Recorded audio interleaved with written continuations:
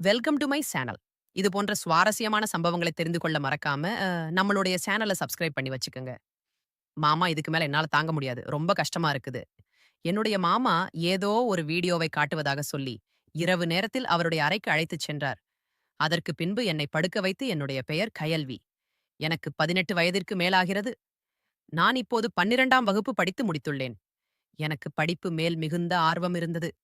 ஆனால் என் அப்பா என் படிப்புக்கு எதிராக இருந்தார். நான் அம்மா மற்றும் என்னுடைய மாமாவிடம் தொடர்ந்து படிக்க விரும்புகிறேன். தயவு செய்து நீங்கள் இருவரும் எனக்கு உதவுங்கள், என் அப்பாவை சம்மதிக்க வையுங்கள் என்று கூறினேன். ஆ, அம்மா தன்னால் முடிந்தவரை முயற்சி செய்தாள். ஆனாலும் அப்பா ஒப்புக்கொள்ளவில்லை.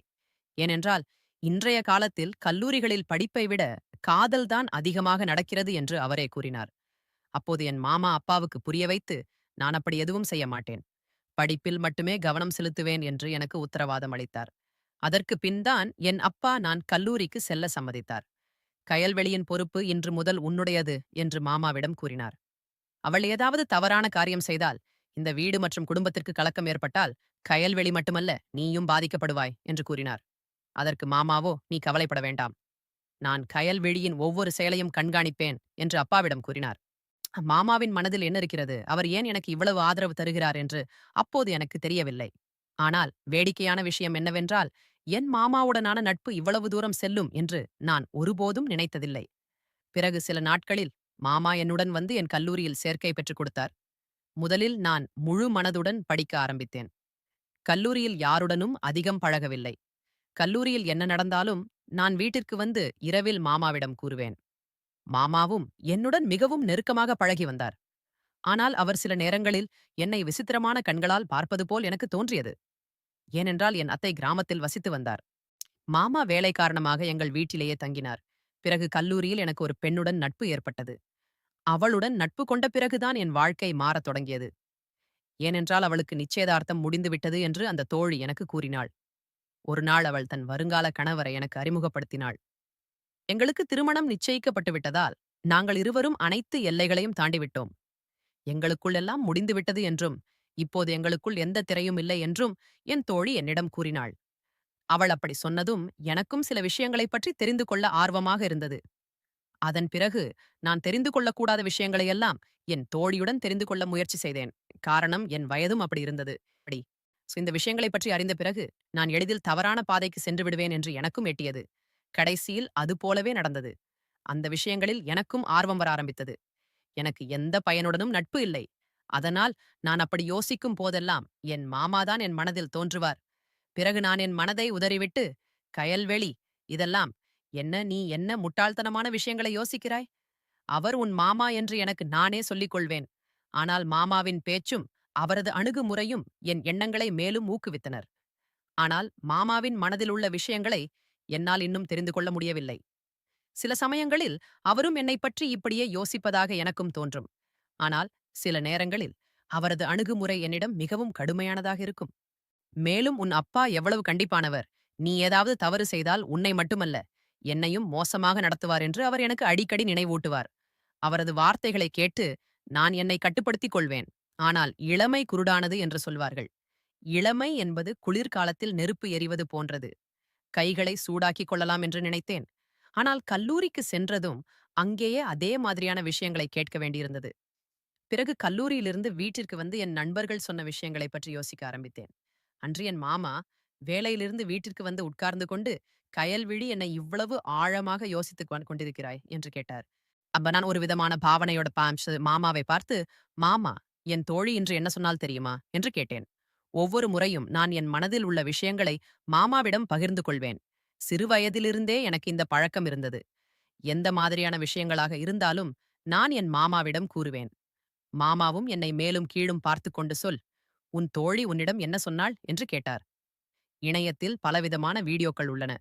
அந்த வீடியோவில் எல்லா வகையான விஷயங்களையும் கிடைக்கும் என்று என் தோழி என்னிடம் சொன்னாள். உங்களிடமும் மொபைல் போன் இருக்கிறது, இணைய தொகுப்பும் உள்ளது. நீங்களும் அந்த வீடியோக்களை பார்த்து இருப்பீர்கள் அல்லவா? அதனால் நாமும் சேர்ந்து அந்த வீடியோக்களை பார்த்து மகிழ்வோமா என்று நான் கேட்டேன். என் முகத்தை மாமாவுக்கு அருகில் கொண்டு வந்து கிசுகிசுக்கும் பாணையில் இதை சொன்னேன். அவர் கோபத்தால் விரிந்த கண்களால் என்னை பார்த்தார். அவர் என்னை திட்டுவார் என்று, நன்றாக திட்டுவார் என்று நினைத்தேன். ஆனால் திடீரென்று அவர் முகம் மாறியது. என்னை உன்னிப்பாக பார்த்து மனதிற்குள் ஏதோ முடிவு செய்துவிட்டு சிரித்தார். கிசுகிசுக்கும் பானையில் கயல்வெளி. இந்த விஷயங்களை உன் அப்பாவிடம் சொல்லாதே. இல்லையென்றால் உன் அப்பா உன்னை மட்டுமல்ல, என்னையும் வீட்டிலிருந்து வெளியே ஏற்றி விடுவார். ஏனென்றால் நான் உன் பொறுப்பை ஏற்றுக்கொண்டேன். பிறகு எனக்கும் தங்குவதற்கு பிரச்சனை ஏற்படும் என்றார். வீடியோ பார்ப்பதை பற்றி பேசுகையில், நீ இரவு நேரத்தில் என் அறைக்கு வா. எல்லா வகையான வீடியோக்களையும் உனக்கு காட்டுகிறேன் என்று கூறினார். அப்படி சொல்லும்போது மாமாவின் கண்களில் ஒரு பிரகாசமான குறும்பு இருந்தது. அந்த நேரத்தில் எனக்கு புரியவில்லை. அதன் பிறகு மாமா தன் அறையில சென்றார். நான் படிக்க ஆரம்பித்தேன். வரவிருக்கும் நேரத்தை பற்றி யோசிக்க ஆரம்பித்தேன். இப்பொழுது என் மனம் புத்தகங்களில் ஈடுபடவில்லை. இரவில் என்ன நடக்கும் என்று யோசித்துக் கொண்டே இருந்தேன். ஆனால் படிப்பது அவசியம். என்றால் படிப்பில் மாமா மிகவும் கண்டிப்பானவர். முதலில் உன் படிப்பு மற்ற பொழுதுபோக்குகள் எல்லாம் பிறகுதான் என்று என்னிடம் கூறுவார். நீ படிப்பில் சிறப்பாக இருந்தால் உன் அப்பாவும் புரிந்து கொள்வார். உன் சுதந்திரத்தின் கதவுகள் உனக்காக திறக்கப்படும் என்று அவரே கூறினார். அவர் சொன்னது எனக்கும் சரியாகப்பட்டது. அதனால் நான் என் மனதிலிருந்த எல்லா விஷயங்களையும் அகற்றிவிட்டு என் கல்லூரி வேலையில் முழு கவனம் செலுத்த ஆரம்பித்தேன். விரைவாக எல்லா வேலைகளையும் முடித்தேன். இரவு நேரம் நெருங்க நெருங்க என் மனதிலும் பரபரப்பு ஏற்பட்டது. பிறகு நான் எல்லா வேலைகளையும் முடித்ததும் இரவில் நான் அமைதியாக மாமாவின் அறைக்கு சென்றேன். நான் மாமாவின் அறைக்கு சென்றபோது மாமா பெண்களின் பத்திரிகையை பார்த்துக் கொண்டிருந்தார். என்னை பார்த்ததும் அவர் புன்னகைத்துக் கொண்டு அந்த பத்திரிகையை மறைத்தார். குளிர்காலம் நடந்து கொண்டிருந்தது. நாளுக்கு நாள் குளிர் அதிகரித்து இன்று இரவு குளிர் அதிகமாகவே இருந்தது. அதனால் நான் சென்றதும் மாமாவின் படுக்கையில் அமர்ந்தேன். மாமாவின் அருகில் நெருக்கமாக உட்கார்ந்திருந்து, இப்போது எனக்கு அந்த வீடியோவை விரைவாக காட்டுங்கள். இல்லையென்றால் அப்பா வரும் நேரம் வந்துவிடும் என்று கூறினேன். பிறகு மாமாவும் நேரத்தை வீணாக்காமல் எனக்கு வீடியோவை காட்டத் தொடங்கினார். வீடியோவை பார்த்ததும் எனக்குள் நிறைய மாற்றங்களை உணர்ந்தேன். ஆனால் தற்செயலாக நாங்கள் சில வீடியோக்களை மட்டுமே பார்த்திருந்தோம். நான் எதிர்பார்த்த வீடியோவை பார்ப்பதற்குள் அப்பா எங்கள் அறைக்கு வந்துவிட்டார். அப்பா வந்ததும், "இவ்வளவு நேரம் மாமாவின் அறையில் என்ன செய்து கொண்டிருக்கிறாய்? உன் அறைக்கு செல்" என்று என்னிடம் கூறினார். அப்பா மிகவும் கண்டிப்பானவர். நான் மிகவும் பயந்தேன். அதனால் அப்பா கண்டிப்பான பாணியில சொன்னதும், நான் எல்லாவற்றையும் மறந்து சீக்கிரம் எங்க அறைக்கு வந்துவிட்டேன். அப்பா மாமாவின் அறையில் வெளியேறி தன் அறைக்குள் சென்றதும், மாமாவின் அறைக்கு செல்லலாம் என்று நினைத்தேன். ஆனால் அன்றிரவு அப்பாவுக்கு மாமாவிடம் ஏதோ முக்கியமான வேலை இருந்ததால், அப்பா நீண்ட நேரம் அவரது அறையிலேயே உட்கார்ந்திருந்தார். நான் காத்திருந்து எப்போது தூங்கினேன் என்று தெரியவில்லை. அப்போ அப்பா மாமாவின் அறையிலிருந்து எப்போது சென்றார் என்றும் தெரியவில்லை. மறுநாள் கல்லூரியிலிருந்து திரும்பியதும் இரவுக்காக ஆவலுடன் காத்திருந்தேன். ஏனென்றால் நான் சில வீடியோக்களை மட்டுமே பார்த்திருந்தேன். எப்படியோ என்னை கட்டுப்படுத்திக் கொண்டு நேரம் வந்ததும் வீடியோ பார்க்க மாமாவின் அறைக்கு சென்றேன்.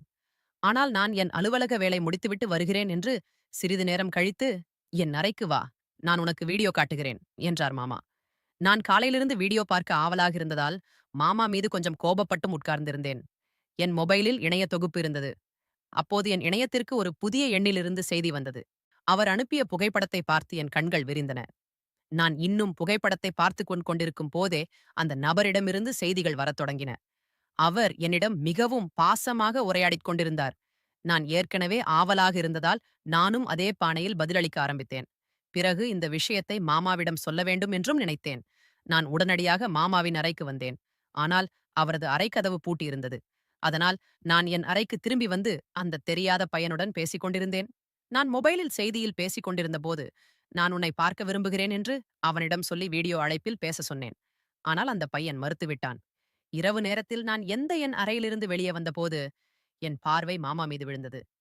அவர் அந்த நேரத்தில் தன் அறையிலிருந்து வெளியேறி மொபைலுடன் மாடிக்கு சென்று கொண்டிருந்தார். இந்த இரவு நேரத்தில் அவர் ஏன் மாடிக்கு செல்கிறார் என்று எனக்கு ஆச்சரியமாகவே இருந்தது. இரவு 1 மணி ஆகியிருந்தது. எனக்கும் தூக்கம் வரவில்லை. ஆனால் எனக்கு ஒரு புதிய சந்தேகம் வந்தது. மாமாதான் புதிய எண்ணிலிருந்து எனக்கு செய்தி அனுப்புகிறாரோ என்ற இந்த எண்ணங்களுடன் நான் சிந்தித்துக் கொண்டிருக்கும் போதே மாமாவை பற்றிய எண்ணங்களில் எப்போதும் தூங்கினேன். மாமா என்னுடன் இருக்கிற மாதிரி ஒரு கனவு கண்டேன். அவர் என்னை ஏதோ செய்ய சொல்வதாக கூறினார். அப்போது என் கண்கள் திறந்தன. காலையில் நான் மாமாவை பார்த்தபோது அவரின் முகம் மிகவும் மகிழ்ச்சியாக இருந்தது. அவர் என்னுடன் சிரித்து பேசிக் கொண்டிருந்தார். இதற்கு முன்பு நான் கல்லூரிக்கு நடந்தே சென்றேன். ஆனால் அன்று நான் உன்னை என் பைக்கில் கல்லூரிக்கு அழைத்து செல்கிறேன் என்றார். நானும் அவருடன் சென்றேன். கல்லூரி முடிந்ததும் நான் வாயிலுக்கு வெளியே வந்ததும் மாமா எனக்காக ஏற்கனவே காத்திருந்தார்.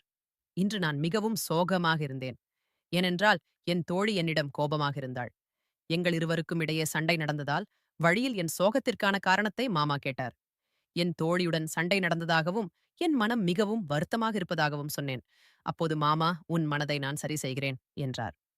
மாமா ஒரு பிரியாணி கடையில பைக்கை நிறுத்தினாரு. எனக்கு பிரியாணி ரொம்பவும் பிடிக்கும் என்று அவருக்கு தெரியும். பிறகு நாங்கள் இருவரும் அங்கு உட்கார்ந்திருந்து பிரியாணி சாப்பிட்டோம். குளிர்பானமும் குடித்தோம். மாமா அங்கேயே என்னுடன் நகைச்சுவையாக பேசிக் கொண்டிருந்தார். பிறகு நான் மாமாவுடன் வீட்டிற்கு திரும்பினேன். அன்று அம்மாவும் அப்பாவும் வீட்டில் இல்லை. அவர்கள் ஏதோ உறவினர் திருமணத்திற்கு சென்றிருந்தார்கள். அப்போது மாமா என்னிடம் அந்த வீடியோவை மீண்டும் பார்க்கலாமா என்று கேட்கவே இல்லையே என்று கேட்டார். அதற்கு நான் ஏற்கனவே பார்த்துவிட்டேன் என்று சொன்னேன். மாமா திடீரென்று என்னை ஆச்சரியமாக பார்த்தார். எப்படி பார்த்தாய்? உன்னிடம் சாதாரண தொகுப்புதானே இருக்கிறது என்று கடுமையான தோணியில் கேட்டார். எனக்கு ஒரு புதிய நண்பர் இருக்கிறார். அவர் எனக்கு அனுப்பினார். நான் இரவு உங்களுக்கு சொல்ல வந்தேன். ஆனால் நீங்கள் தூங்கிக் கொண்டிருந்தீர்கள் என்று சொன்னேன். இதை கேட்டதும் மாமா ஆழ்ந்த சிந்தனையில் மூழ்கினார். நீ இப்போது போய் உன் உடைகளை மாற்றி வா என்றார். நான் என் அறைக்கு சென்றேன். நான் மீண்டும் வரவேற்பறைக்கு வந்தபோது மாமா என் மொபைலில் எதையோ தேடிக் கொண்டிருந்தார். நான் வருவதை பார்த்ததும் என் மொபைலை மேஜையில் வைத்துவிட்டார். நாங்கள் இருவரும் ஒன்றாக சாப்பிட்டோம். நான் சாப்பிடும்போது மாமாவை பார்த்தபோது மாமா என்னை விசித்திரமாக பார்ப்பது போல் எனக்கு தோன்றியது. அவர் என்னிடம் ஏதோ சொல்ல முயற்சிக்கிறார் என்று எனக்கு தோன்றியது. ஆனால் அவரால் சொல்ல முடியவில்லை. மாமா, இப்போது சொல்லுங்கள், நான் கண்டிப்பாக மறுக்க மாட்டேன் என்று என் மனதிற்குள் நினைத்துக் கொண்டிருந்தேன். அப்போது என் பார்வை மாமாவின் முகத்திலிருந்து அவரது மொபைலுக்கு சென்றது. ஏனென்றால் நான் இன்றும் அந்த தெரியாத பையனின் செய்திக்கு காத்திருந்தேன். அவன் இன்னும் எனக்கு செய்தி அனுப்பவில்லை. மாமாவும் ஏதோ சொல்ல விரும்பினார். அப்போது நான் மொபைலை எடுத்து அந்த எண்ணுக்கு செய்தி அனுப்ப ஆரம்பித்தேன்.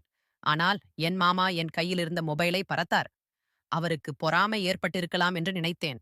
அப்போது மாமா சாப்பிடும்போது மொபைல் பயன்படுத்துவது நல்லதில்லை. அதனால் மொபைலை என்னிடம் கொடு என்றார். இதை சொல்லி என் மொபைலை அவரே எடுத்துக்கொண்டார். நான் சீக்கிரம் சாப்பிட்டு முடித்துவிட்டு என் மொபைலை எனக்கே திருப்பிக் கொடுங்கள் என்று மாமாவிடம் சொன்னேன். கொடுக்கிறேன். இப்போது நீ புத்தகங்களை எடுத்து வா. இன்று பொறாமையில் மாமா என் விருப்பத்தை நிறைவேற்றுவார் என்று நான் மகிழ்ச்சி அடைந்தேன். நானும் அப்படியே செய்தேன். நான் சீக்கிரம் புத்தகங்களை எடுத்து கல்லூரி வேலைகளையும் முடித்தேன். இரவு 11 மணி ஆகியிருந்தது. நான் மாமாவின் அறைக்கு வந்து, இப்போது என் மொபைலை கொடுங்கள். நான் அந்த நண்பருடன் பேச வேண்டும் என்று சொன்னேன். என் தலை மிகவும் வலிக்கிறது. முதலில் எனக்கு ஒரு தேநீர் தயாரித்துக் கொண்டு வா என்றார். நான் மாமாவுக்கு தேநீர் தயாரிக்க சென்றேன். சிறிது நேரம் கழித்து தேநீர் தயாரித்து அறைக்கு வந்து தேநீரை மேஜையில் வைத்துவிட்டு சிரித்துக் கொண்டே செல்ல ஆரம்பித்தேன். அப்போது மாமா என் கையை பிடித்து, இன்றிரவு நீ என் அறையிலே தங்கு என்றார். நான் அமைதியான பார்வையுடன் அவரை பார்த்தேன். என்றால் இன்றிரவு நான் அந்த பையனுடன் வீடியோ அழைப்பில் பேச வேண்டும்.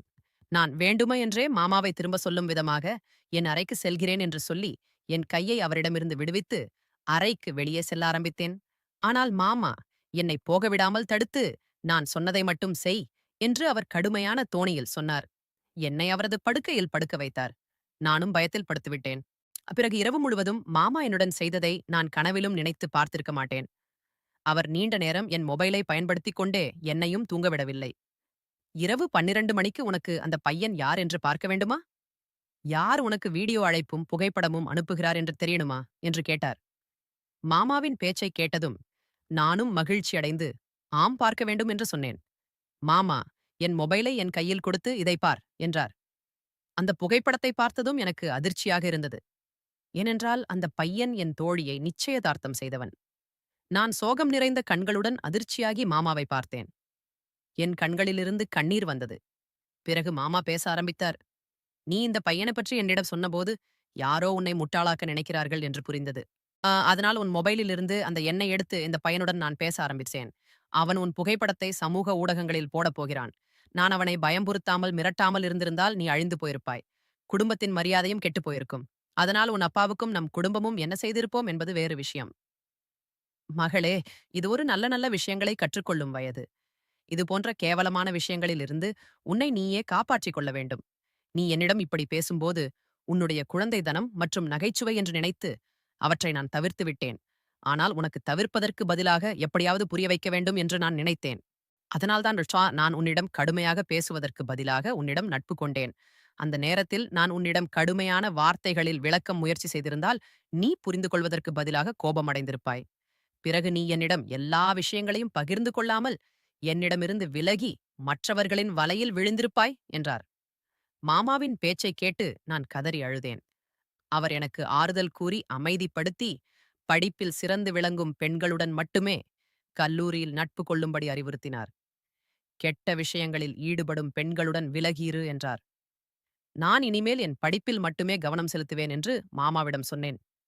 இனிமேல் இது போன்ற பெண்களின் மற்றும் ஆண்களின் கெட்ட விஷயங்கள்ல நான் ஈடுபட மாட்டேன் என்று உறுதியளித்தேன். இந்த வீடியோ பிடிச்சிருந்துச்சு அப்படின்னா மறக்காம நம்முடைய சேனலை சப்ஸ்கிரைப் பண்ணிக்கங்க.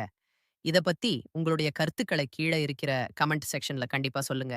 தேங்க்ஸ் ஃபார் வாட்சிங்.